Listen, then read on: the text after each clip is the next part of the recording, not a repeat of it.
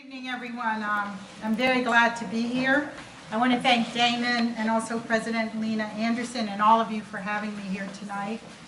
I was sitting listening to your reports about the battles that are going on so that black people can move into communities, so that we can integrate America, which is probably as segregated as it was 30, 40, 50 years ago. Thinking about how so many battles have still not been won, and very concerned about that both as an independent, a citizen, an African American, and all the other things that I am. Wanted, the other thing that I was thinking about when you were talking is that my mayor, who's a liberal, who just got elected for his first term, I don't think he's been there longer than one term, this is de Blasio. He got less than 10% of the vote, and it's not clear that he deserved that. And he just recently announced, actually in the newspaper this morning, which this has been sort of building up, the New York Housing, NYCHA Authority in New York has been more and more encroaching on the housing projects. And so he's come up with what he thinks is a brilliant idea, which is really a scam, to build on the projects, in front of the projects, like where people sit in benches, where the kids sometimes play if there is a basketball court or something. He's going to build affordable housing for white people, even though he doesn't say that, but that's who it's getting built for. And of course, this isn't going to impact, this supposedly is going to help NYCHA, and it's not going to impact the people who are there. And bit by bit over the last number of years, the housing project and other people have been getting black people from the housing projects to move to places like Buffalo and I think Syracuse, yes, where I assume they're sending black poor people. And people go up there, and not only are there no jobs, little housing, but it also tremendously impacts on the community, or the lack thereof, because many people have lived in these housing arenas for many years, and they're just being dumped. There are no black people in Harlem, maybe 5, and you have to hurry up and go count. It's an outrage, and unfortunately the people who run our city have not intervened on this. You can't just do what you want to do if you're a contractor, unless you have the permission and support of the political apparatus, the elected politicians, most of whom in New York City are Democrats. There are some Republicans. You wouldn't be able to do this. And the takeover of Harlem started like 15 years ago. So this stuff is very, very upsetting. But what's most upsetting about it is that our community, I think, is stunned by it. And they don't quite know what to do. The homeless shelters are overflowing. When I went to Harlem a couple of weeks ago, people were saying to me, Dr. Fulani, there's nobody up here to help me, and this is where I sleep on the floor, on the ground outside. So the issue is, how much do we care about this stuff? We talk about it a lot. Some of us talk about it a lot. Some people don't talk about it at all. But it seems that if we care about it, we have to do something about it, because to me that's what caring is all about. And I don't think that we have done that. I think we're failing. If you all are up here talking about trying to integrate communities, and we're being run out of them downstate or wherever, that's a big deal. So I wanted to talk a little bit about what it is that we're planning to do. Dr. King in April of the year that he was murdered, in 1968, he said two things. Well, he was planning one. One is that he called on poor people to come to Washington and camp out to do Tent City. That's what it ended up being called, even though he died, was assassinated before it happened. Because he wanted to put on display the poor people of America. And he wanted blacks, Latinos, white, Native Americans, Asians all together. And he wanted to shame this government in the same way that he had shamed them with the international coverage of showing displays of dogs biting people in the South when we were fighting for civil rights. And I also think he was deeply concerned because given that black people had civil rights, we didn't have economic stability. And I think he wanted very much to make sure that our poverty and issues of poverty didn't get turned against us, which they have. Because according to the people who talk about poverty, who talk about our problems, we're poor because we're shiftless, because we don't like to go to work, even though we built the country, all these kinds of things. And the terror of that is not that people who are simply racist or whatever, classes. It's not only that they believe that, but the problem is that the poor people believe that. We believe if we come out of poverty, if we are in poverty, that we did it to ourselves. So Dr. King was murdered before Tent City, and nobody else could really pull it off, even though it happened. I was 18 and went to see it with my older sister, and it had a tremendous impact on me. The other thing that he did, he wrote, Where Do We Go From Here? And in that book, he said that it was very important that the African American community be connected to the mainstream of America, because we live then separate from, and we still do. And he knew that that was critical to our growth and the country's growth. And we are nowhere near the mainstream of America. Actually, most of us live in outer places. Many of the people who live in housing developments and in communities around the country and in New York, they live in a 20-block radius.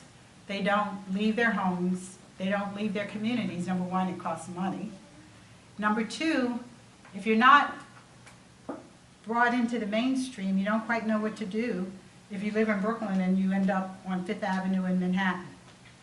And so all of that has to be addressed, and something has to be done about it, because that's what's going to make a difference in this country.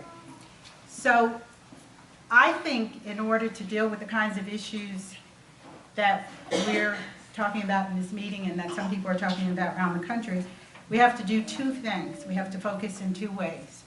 One is that we have to focus on fighting for more democracy, because we don't have it. That's why I'm an independent. I think we should dump all the parties in the garbage can and people go register to vote and not give the kind of clout and location to political parties, and that goes for independent parties. I'm one, I helped to build one in New York that's so corrupt. That's a whole other story, and I'd be glad to talk about it. But anyway, because I think parties are corrosive. And you don't need parties, you basically need to be a registered voter or to be born. Some places in the world, by the time you're 18, you don't even have to register. You automatically have the right to vote. So putting all these things in place to keep people from voting actually is an exercise in disempowerment. And this is America. It's supposed to be the home of the free and the land of the brave, but it violates in so many ways people's right of passage, people's rights of participation. And I think Dr. King was thinking that a lot of the people who fought, not just regular ordinary people, but a lot of the leadership was going to take us somewhere. And in fact, what happened is many got elected to office and they've taken us nowhere. But we have to, as regular ordinary people, do something about that. So I grew up poor. My family is still poor. I'm from Chester, Pennsylvania. It's a slum of Philadelphia. I came of age in the 60s. I was the youngest in my family, which helped a lot. There was an 8-year difference. So whatever my family had, I got. And I also grew up, obviously, when the civil rights movement was going on, so it was possible to go to college. I thought that my nieces and nephews were going to follow, and my cousins, and then the 1970s really hit. And they weren't able to come along for a host of reasons, mostly poverty and devastation. I went to college. I was the first person to go. I went because there was so much pain and upsetness in my family. My grandfather was a piece of work. He would go to work on Mondays. He would work from Mondays to Friday. He came home on Fridays. He started drinking. He drank all day Friday after work, all day Saturday. He would cuss people out and be not nice. He'd get up on Sunday and he went to church. And then he'd go back to work on Monday and he would do it over and over and over again. It was like a terror. But I realized that my grandfather was born in 1894. So his parents or grandparents were slaves. And I think a lot about, and I wish I had known that you could ask questions. I didn't even know history. What do you do with all of that? Where does that live? How does it express itself? All of the men in my family were basic alcoholics, and most of them worked, and some of them were my favorite people in the world. But there was a lot of chaos and crises, people dying, getting sick. And one thing that I realized as a kid is that people didn't talk about it. Nobody ever said, life is hard, like this is like craziness. People just lived it. And it was clear to me that people didn't know black people, that that was something that you could talk about, or that you should talk about. So I decided I was going to go to college. I was going to become a psychologist, and then I was going to go back to Chester and save my family and friends. Many of them were destroyed before I reached the end of college. And I realized that it wasn't just my family and friends, that there was a lot of stuff going wrong with America. So I went looking for people who were doing things, who were dealing with poverty and the impact of it, talking about it, not covering it over, and dealing with all the subjective issues of what it means to grow up black and poor in the richest country in the world. And I took my first psychology course, and I didn't know the people they were talking about. So I decided I would get every degree that I could possibly get because I wanted to be the doctor for the people. But I wouldn't learn any of it, only enough to pass tests. And I went looking for people who were doing things outside of the box, and I met a Jewish man who was a progressive, and his name was Dr. Fred Newman. He's as controversial as I am. We love each other. Unfortunately, he died in 2011. But we started working together, and he was the first person that I had a conversation with where he didn't poo-poo poverty. He actually taught me more about poverty. And there was a grouping of us that was, at some point, 200, 300 people, who decided that we wanted to see if you could create things outside of traditional barriers that dealt with things like mental illness, that dealt with racism, that dealt with political power, that dealt with all these kinds of things that were not controlled by the government. And you weren't dependent on them, and they didn't go the regular way. I have a niece who's 59. She had a breakdown because her sister died unexpectedly in a poor hospital at 14. Terry went out on the streets and started preaching and whatever. She was in grief, but we didn't know, we didn't have a psychologist or a psychiatrist. And she's been in and out of that system for years. My nephews have been in every kind of problem that you could come up with. But this isn't personal failure, it's systemic failure. The violence in our communities ain't personal. It's not like black people have a gene for madness. The world is mad, and a lot of what we still have to contend with is madness. So two of the things that I've done. One is Newman and I co-founded youth programs. We were working with welfare recipients who were trying to get justice at welfare centers because people treated them like crap. And at some point, the parents asked us if we would create after-school programs for their kids. And we met with the kids, asked them what they wanted to do, and they said, well, they wanted to do talent shows. Yeah. So, were you in a talent show? I'm one of the judges all the time. Oh, okay. So we said, okay, we didn't say, don't you want to read a book? And we built this phenomenal program called the All-Stars Project. The talent shows have gone on for 30 years. The kids run them, they sell the tickets, they're responsible for the audience. We don't do booing. I told them they could not shoot me or each other. And they were so excited to have something to do that was fun, that they ran, that they were responsible for. We've done thousands of these talent shows. We're in 6 cities. So we just kept creating these youth programs. So we have talent shows, phenomenal.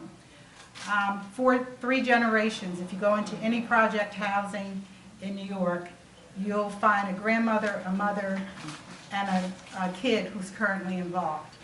At some point, the kids ask us to help them get into, to do better in school, basically to get a job. And so we created this other program. We went out, we don't take government money. We went out on the streets in the early 80s and we put up tables at Wall Street and also on Fifth Avenue. We went and found all the rich white people. And we said to them, there are young people in this country who are dying. They're suffering. They're poor. And you should help us. And we've built a non-for-profit that's $10 million. We're in 6 states off of that dialogue. People took us, I was just in Ferguson and St. Louis last week, and one of our donors was chairman of Ernst & Young. So we both got connected to them, and as we go to different cities, the other 5, we also have access to their businesses. And what we did was we ran a program, it's called the Development School for Youth, and we have the kids come in for a semester.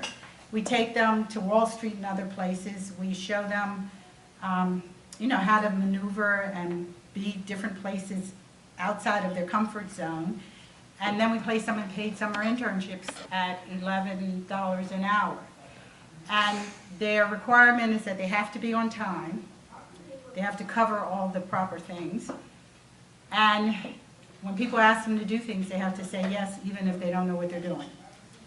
So that's grown, and that's been extremely profitable. And many of these people, I was at the Jim Turley's house in St. Louis because they want us to come to St. Louis and do some work there with our programs. And then we have a program called Youth on Stage. We have a center on 42nd Street, Manhattan, and we also have a center in Newark. And parents were calling me and asking me what I had done to their kids and asking me to do it to them. So I created a university, which I can't call a university because I'll get in trouble by whoever is the god of universities. And so we did it. And since 2010, 6,000 people have taken classes at our UX, is what we call it. And probably 75% of them are adults. And then we have tons and tons of kids. So I say all of this, first of all, I'm proud of it. We've worked everything's off in order to provide proper after-school experiences for our kids. But it's also important because of the educational failure in our communities. Every day, every week, every month, there's an article that comes out that says white middle-class kids are smarter than our kids on regions. There was a report that came out about 6 months ago that in 90 schools in New York City, not one black or Latino kid passed the region. Now, if they were my schools, I would shut them down because if that's what's going on, it can't be the kids who are there. It has to be the institution. That's right. So one of the things that we've discovered is because, Fred he was poor, he grew up in the Bronx, went to fight in the Korean War, and then he used whatever you get, to go to college. GI. And he ended up at Stanford, where I spoke just 2 weeks ago. And he was brilliant, both philosophically and intellectually, but he was a tremendous organizer, street organizer. So one of the things that we looked at was why it was that the young people weren't doing well in school. And it's so simple. It's because white kids don't have bigger brains than our kids. They have bigger lives. They go, to the museums. They go out to eat. They travel the country and the world. There was an article a couple of years ago that said white middle-class kids, by the time they're 5, have had 1,500 more outside-of-home experiences than to kids from the inner-city communities. So the problem with learning has to do with that level and kind of exposure, which is what all of our programs are about. We take young people everywhere. We put them in unusual circumstances. And you think if we could have figured this out, that the New York City Board of Education would, but they don't, they won't. It's a dysfunctional system. Everything they do is wrong. And the kids are suffering, and people won't deal with that as a serious issue. They just keep putting a label on them and sending them off. So I'm waiting for the kids to call me up one day and tell me that they're sitting outside of Stuyvesant, which is where the rich white and not rich, but Asian young people go to. It has this swimming pool and a tennis racket or whatever court and everything. Our kids don't have books. Right. And I want them to tell me they're going to sit out there, they're going to do a sit-in until they get that kind of school. It's almost like what the kids did in a different arena in Soweto, where they come to terms, they're poor, and they are, but they're embarrassed about being poor. I spend a lot of time teaching them about what it means to be poor. You didn't make yourself poor. Your mother, it isn't like people got together in the community and said, do we want to be rich or poor? It has a history to it. Even though slavery ended however many years ago, as the people in the media often say to us, Jim Crow didn't. We still have not been integrated into American society. People are still talking about it, but a lot would have to happen. And in my opinion, quite humbly, the people who have failed us have been a lot the black elite, whose got doors opened for them because we were on the ground, and they have not fought to bring us in. So that's a class issue, and that's something that also has to be addressed and dealt with. So anyway, I'm doing great work. I love it. I love our community. I love all the rich white people who give us money. I teach them about what it means to be who our kids are and our community is. And this one guy who's just lovely said to me when people were talking about getting evicted, he said, Dr. Fulani, I don't even know how to think about that. Like, what would it mean I can't imagine somebody putting me out my house. And these kids, the shelters are a wreck, so now their families are living in laundromats after time people leave, whoever runs them, because they have no place else to stay. So I think the poor community has to develop. I think it has to stand up and say to this country in much the same way that we did through Dr. King's movement and other movements, that we're not going to do this way anymore. And we have to win over all kinds of people to support this. There is nothing more to talk about. It's not working, and it's getting worse. And we need to do something. I mean, I'm going to go back and figure out how to organize people who are living in housing to go after de Blasio. This is a disgrace, what he's doing. And I don't care how sugar-coated it is, it's a total and unacceptable disgrace because people are going to be displaced. So I'm looking for people all over the country, including up here. I was thinking the last time I came up here for an event, I was running for president, and Hazel Dukes ran me out of the room. Oops. So I was a little sensitive. I said, oh, I wonder if Hazel's going to be, no. Actually, she and I have become, we work together often because both of us support and work with Sharpton from time to time. So, and we also got arrested over the Sean Bell incident together, so we were in the same cell. So I think we sort of worked this out. But anyway, the other thing I just wanted to say, I run another program which is called Operation Conversation Cops and Kids. And I built it after Bell was murdered. And I went to black cops, because I knew a lot of them, because I had been in a lot of demonstrations, and asked them if they would work with me, because I wanted to create conversation between cops and kids. So they said yes, and I did this starting in 2006. And then every time I saw Commissioner Kelly, I would give him a report. Now, he, first of all, had never given me permission, because I didn't ask for it, but I wanted to bring his attention to this. So I wore him down, and eventually he came both to our center, and then he came to one of the workshops. And in 2011, we signed a partnership agreement with the NYPD to train all of their rookies.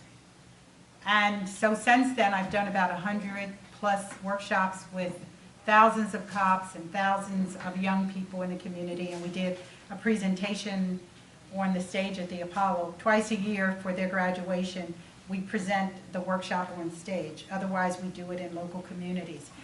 It's phenomenal. Because the cops and kids have a lot in common. One thing is that they're the people in the streets at midnight together. They both, if you ask who causes violence in our community, 50% would say, half of the people would say, you know, 50% of the cop would say cops and 50% would say kids. And they're both kind of wild. And we do these workshops. I make the kids sit in a circle, cop, kid, cop, kid, cop, kid. And then we create conversations. But before that, they do this stupid skit about something that I make up. And in the process, they see the other laughing. The kids think the cops were created somewhere in the universe to haunt them. This is their purpose, and one could understand that. And the cops think the kids are just bad kids. But they see each other being human, and it's transformative. So I'm going to continue to do this. I'm training other people to do it because I can't respond to all of the things that are going on. I'm still an independent. I'm disappointed in our president. I got him a huge independent vote, we did, when he first ran. The second time he wouldn't talk to us. Last week he called the kids in Baltimore thugs.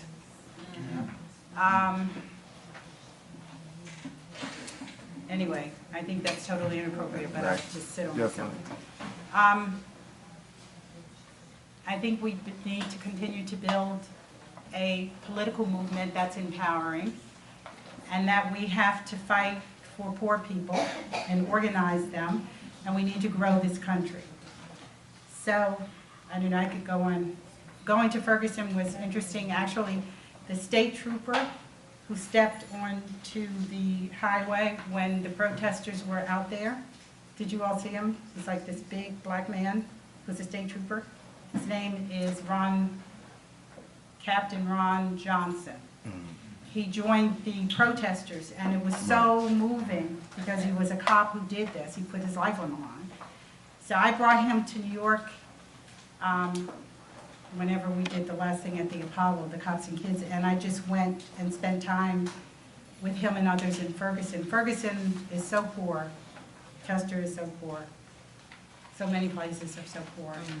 And it was worth being there, and I hope that we can bring some of our programs there. So you all should learn all the stuff that I'm doing because it's great. It's working. It's smart. Lots of people are participating. You should all come to my center. We have 3 theaters on 42nd Street. We just did a play somebody did there on Emmett Till that I think closed last weekend. We're working hard, and we have a lot of work to do, and we have a responsibility to our community, especially our young people, because their lives are a wreck, and America has made it so. Thank you.